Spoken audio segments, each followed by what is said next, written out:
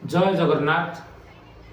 आज आम गोटे गपटी को देखा। गपटीर नाम है सिंह शशक कथा।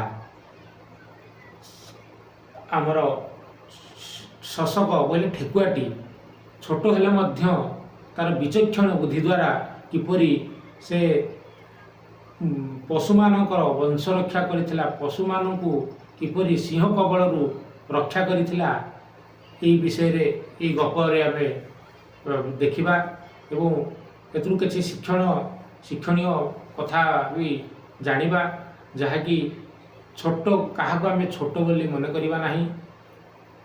आज देखिबा समस्ते यही गपटी।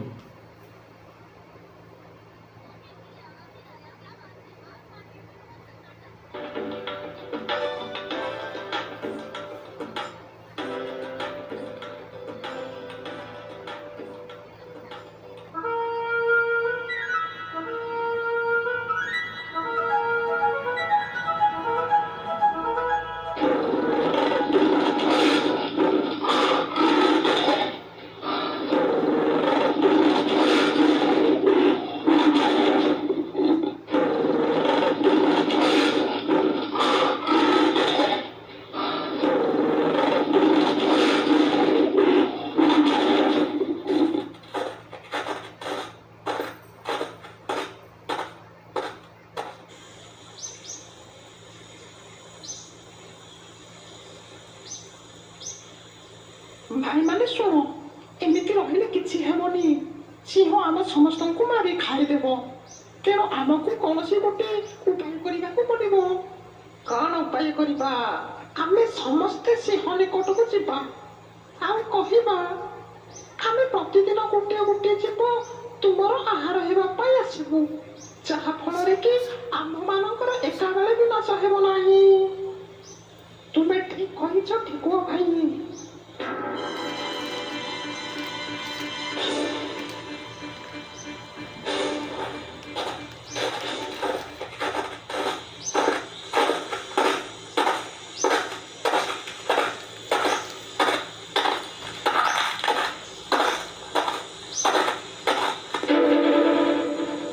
कि आनंद आज बिना परिश्रम रे मोर सुंदर भोजन हेबो।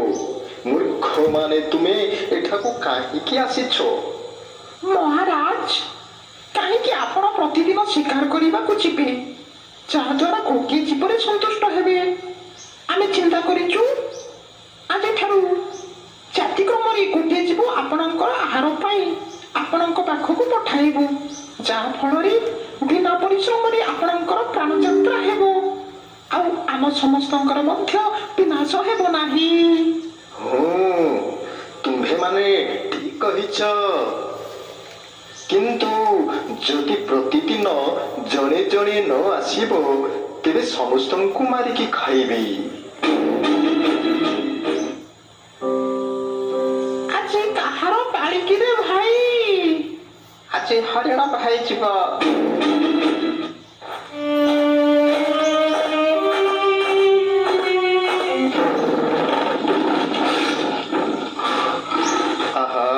कि आनंद, सुंदर भोजन हेला। काली हरिण गला, आज किए जीव? मशा जीव।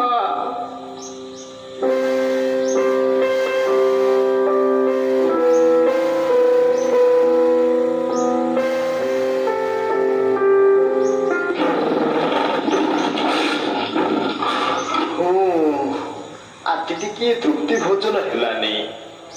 हाँ चलिब।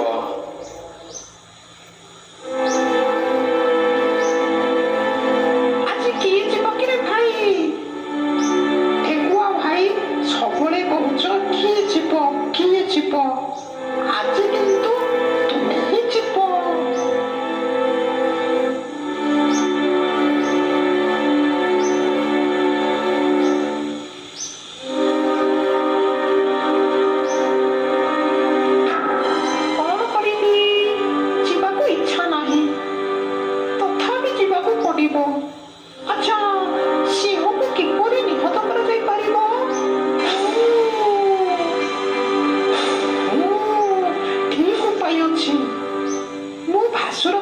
ପକାଇ ଏହି ଗୋପରେ ପକାଇ ମାରିବି। ଆହା, ଏଯାଇ କେହି ଆସିଲେ ନାହିଁ। ମୋତେ ବହୁତ ଭୋକ ଲାଗିଲା। ସକାଳ ହେବା ମାତ୍ରକେ ଏହି ବନକୁ ପ୍ରାଣୀ ଶୂନ୍ୟ କରିଦେବି।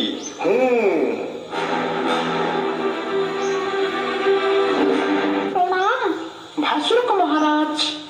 ରେ ମୂର୍ଖ ଠେକୁଆ, ଗୋଟିଏ ପକ୍ଷରେ ତୁମେ ଏତେ ଛୋଟ, ଅନ୍ୟ ପକ୍ଷରେ ତୁମେ ବିଳମ୍ବରେ ପହଞ୍ଚିଲ। ସେହି ଅପରାଧ କାରଣରୁ ତୁମକୁ ମାରି ସକାଳ ହେବା ମାତ୍ରକେ ସମସ୍ତ ମୃଗ ବଂଶକୁ ବିନାଶ କରିବି। ମହାରାଜ, ମୋ ବଚନ ଶୁଣନ୍ତୁ। ମୋର ଅପରାଧ ଅଛି ନା ଅନ୍ୟ ପ୍ରାଣୀ ମାନଙ୍କର ଅପରାଧ ଅଛି?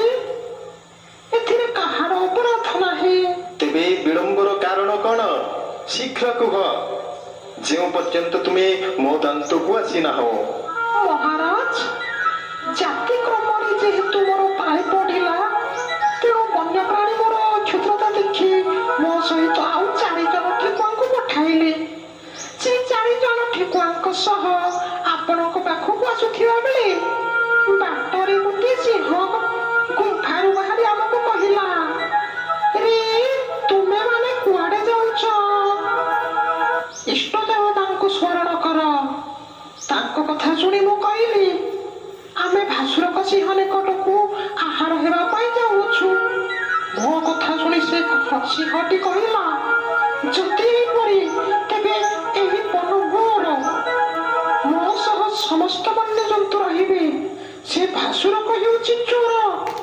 ଯଦି ସେ ଏହି ବନର ରାଜା, ତେବେ ଏହି 4 ଜଣ ଠେକୁଆଙ୍କୁ ଏଠାରେ ରଖି ଶୀଘ୍ର ତାକୁ ଡାକିକି ଆସ। ଆମ ଦୁହିଁଙ୍କ ମଧ୍ୟରେ ଯିଏ ପରାକ୍ରମ ଦେଖାଇବ, ସେ ଏହି ବନର ରାଜା ହେବ। ତେଣୁ ତାଙ୍କ ଆଦେଶରେ ଆପଣଙ୍କ ପାଖକୁ ଆସିଛି। ସେଥିପାଇଁ ମୋର ବିଳମ୍ବ ହୋଇଗଲା। ରେ ଠେକୁଆ, ଯଦି ସେ ଏହିପରି କହିଛି, ତେବେ ମୋତେ ସେହି ଚୋର ସିଂହକୁ ଦେଖା। ଏହି କ୍ରୋଧଟିକୁ ତା ଉପରେ ଫିଙ୍ଗି ମୁଁ ଶାନ୍ତ ହେବି। ମହାରାଜ, କିନ୍ତୁ ଆପଣଙ୍କ ଶତ୍ରୁ ଦୁର୍ଗରେ ଲୁଚି ଯାଇଛି। ଦୁର୍ଗରେ ଥିବା ଶତ୍ରୁ ଦୁଃସାଧ୍ୟ ଅଟେ। ଦୁର୍ଗରେ ଲୁଚିଥିଲେ ବି ସେହି ଚୋର ସିଂହକୁ ମୋତେ ଦେଖା, ତାକୁ ମାରିଦେବି। ଠିକ ଅଛି ମହାରାଜ, ଆସନ୍ତୁ। ମହାରାଜ, କିଏ ବା ଆପଣଙ୍କର ପ୍ରତାପକୁ ସହିପାରିବ? ଦୂରରୁ ଆପଣଙ୍କୁ ଦେଖି ସେ ଚୋର ସିଂହ ଦୁର୍ଗକୁ ପ୍ରବେଶ କଲା। ଆସନ୍ତୁ ଦେଖାଇବି। ଆରେ ଠେକୁଆ, ଦେଖାଓ ସେହି ଦୁର୍ଗକୁ। ସେଇଠି ଅଛି